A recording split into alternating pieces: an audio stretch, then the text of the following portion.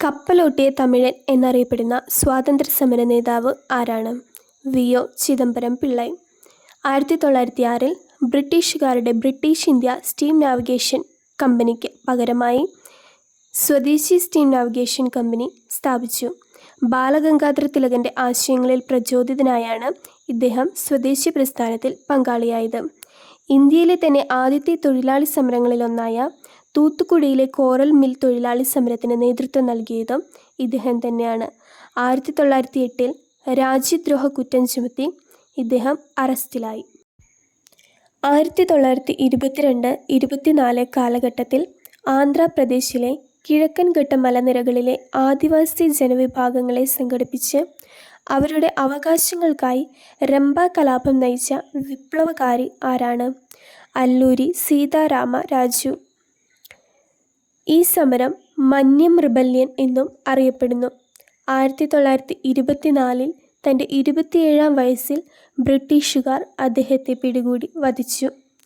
തദ്ദേശീയർക്കിടയിൽ മന്യം വീരുഡു അഥവാ കാടിൻ്റെ നായകൻ എന്നാണ് അദ്ദേഹം അറിയപ്പെടുന്നത്. 2022 ജൂലൈ 4 125-ാം ജന്മവാർഷികത്തിൻ്റെ സ്മരണയ്ക്കായി 30 അടി ഉയരമുള്ള അല്ലൂരി സിദ്ധരാമയ്യ മെമ്മോറിയൽ പ്രതിമ അനാച്ഛാദനം ചെയ്തത് ഇന്ത്യൻ പ്രധാനമന്ത്രി നരേന്ദ്രമോദിയാണ്.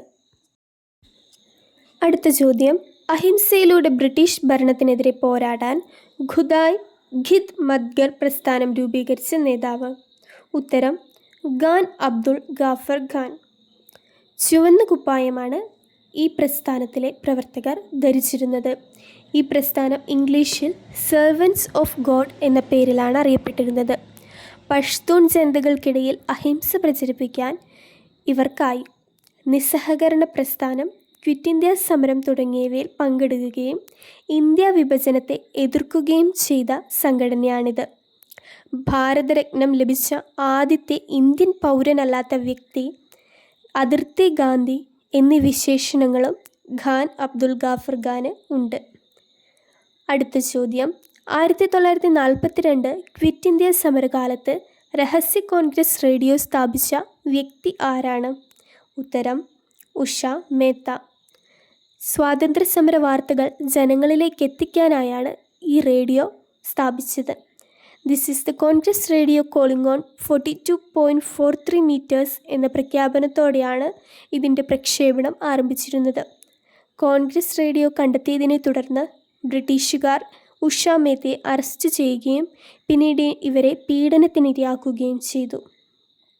അടുത്ത ചോദ്യം: 72-ാം വയസ്സിൽ ക്വിറ്റ് ഇന്ത്യ സമരത്തിൽ പങ്കെടുക്കുകയും ബ്രിട്ടീഷുകാരുടെ വെടിയേറ്റ് വീഴുമ്പോഴും ഇന്ത്യൻ പതാക നെഞ്ചോട് ചേർക്കുകയും ചെയ്ത് രക്തസാക്ഷിത്വം വരിച്ച ധീരവനിത ആരാണ്? ഉത്തരം: മാതംഗിനി ഹസ്ര. ഗാന്ധിബുരി അഥവാ വയോധിക ഗാന്ധി എന്ന പേരിലാണ് ഇവർ അറിയപ്പെടുന്നത്. അടുത്ത ചോദ്യം: 1857 എൻഫീൽഡ് റൈഫിളിൽ ഉപയോഗിക്കുന്ന പശു, പന്നി എന്നിവയുടെ കൊഴുപ്പ് പുരട്ടിയ കാർട്രിഡ്ജിനെതിരെ പ്രതിഷേധിച്ച് ഒന്നാം സ്വാതന്ത്ര്യ സമരത്തിന് കാരണമായിത്തീർന്ന വ്യക്തി ആരാണ്? ഉത്തരം: മംഗൾ പാണ്ഡെ. 1857 ഏപ്രിൽ 8 ഇദ്ദേഹം തൂക്കിലേറ്റപ്പെട്ടു. മരണസമയത്ത് വെറും 29 വയസ്സ് മാത്രമായിരുന്നു ഇദ്ദേഹത്തിൻ്റെ പ്രായം. ഒന്നാം സ്വാതന്ത്ര്യ സമരത്തിൻ്റെ ആദ്യ രക്തസാക്ഷി എന്നറിയപ്പെടുന്നത് ഇദ്ദേഹം തന്നെയാണ്. മംഗൾ പാണ്ഡെ കലാപം നടത്തിയത് ബരക്പൂരിൽ വച്ചാണ്. അടുത്ത ചോദ്യം: ലാൽ ബാൽ പാൽ ത്രയം എന്നറിയപ്പെടുന്ന സ്വാതന്ത്ര്യ സമര നേതാക്കൾ ആരൊക്കെയാണ്? ഉത്തരം: ലാലാ ലജ്പത് റായ്, ബാലഗംഗാധര തിലകൻ, ബിപിൻ ചന്ദ്രപാൽ.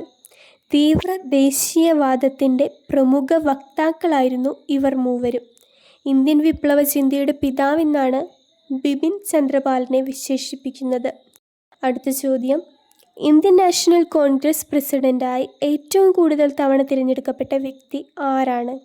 ഉത്തരം: ജവഹർലാൽ നെഹ്റു.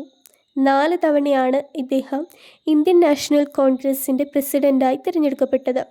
1929 ലാഹോർ സമ്മേളനത്തിൽ വെച്ചും 1930 വാർഷിക സമ്മേളനം നടക്കാത്തതിനാലും 1936 ലക്നൗ സമ്മേളനത്തിൽ വെച്ചും 1937 ഫൈസ്പൂർ സമ്മേളനത്തിൽ വെച്ചും ഇദ്ദേഹം ഇന്ത്യൻ നാഷണൽ കോൺഗ്രസ് പ്രസിഡൻ്റായി തിരഞ്ഞെടുക്കപ്പെട്ടു. അടുത്ത ചോദ്യം: തുടർച്ചയായി 5 വർഷങ്ങൾ ഇന്ത്യൻ നാഷണൽ കോൺഗ്രസിൻ്റെ വാർഷിക സമ്മേളനങ്ങൾ നടന്നില്ല. ഏത് വർഷം മുതൽ ഏത് വർഷം വരെയാണിത്? ഉത്തരം 1941 മുതൽ 45 വരെ. അടുത്ത ചോദ്യം: അവധ് രാജ്യത്തിൻ്റെ നവാബായിരുന്ന വാജിദ് അലി ഷായുടെ മരണത്തെ തുടർന്ന് ബ്രിട്ടീഷുകാർ രാജ്യം പിടിച്ചെടുത്തപ്പോൾ 1957 ഒന്നാം സ്വാതന്ത്ര്യ സമരത്തിന് നേതൃത്വം നൽകുകയും സ്വാതന്ത്ര്യസമര സേനാനി ആയിത്തീരുകയും ചെയ്ത മുൻ നവാബായ വാജിദ് അലി ഷായുടെ ആദ്യ ഭാര്യയുടെ പേരെന്താണ്? ഉത്തരം ബീഗം ഹസ്രത്ത് മഹൽ. ലക്നൌവിൽ ശക്തമായ പ്രതിരോധം തീർത്തുകൊണ്ട് മകനെ ഭരണാധികാരിയായി പ്രഖ്യാപിച്ച ഇവർ പുരുഷാധിപത്യത്തിൻ്റെ കാലഘട്ടത്തിൽ സൈനിക രാഷ്ട്രീയത്തിന് നേതൃത്വം നൽകിയ ധീരവനിതയായിരുന്നു. റാണി ലക്ഷ്മിബായിക്കൊപ്പം പ്രമുഖരായ വനിതാ നായികമാരിൽ ഒരാളായി ഇന്നും അവർ തിളങ്ങി നിൽക്കുന്നു.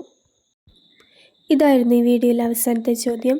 സ്വാതന്ത്ര്യദിനവുമായി ബന്ധപ്പെട്ട ഒട്ടേറെ വീഡിയോകൾ ക്വിസ് ആൻഡ് ഫാക്ട്സ് എന്ന ഈ ചാനലിൽ ഇനിയും ലഭ്യമാകുന്നതാണ്. ഈ വീഡിയോയെക്കുറിച്ചുള്ള നിങ്ങളുടെ വിലയേറിയ അഭിപ്രായങ്ങളും നിർദ്ദേശങ്ങളും കമൻറ്റ് ബോക്സിൽ രേഖപ്പെടുത്തിക്കൊണ്ട് ചാനൽ സപ്പോർട്ട് ചെയ്യുക.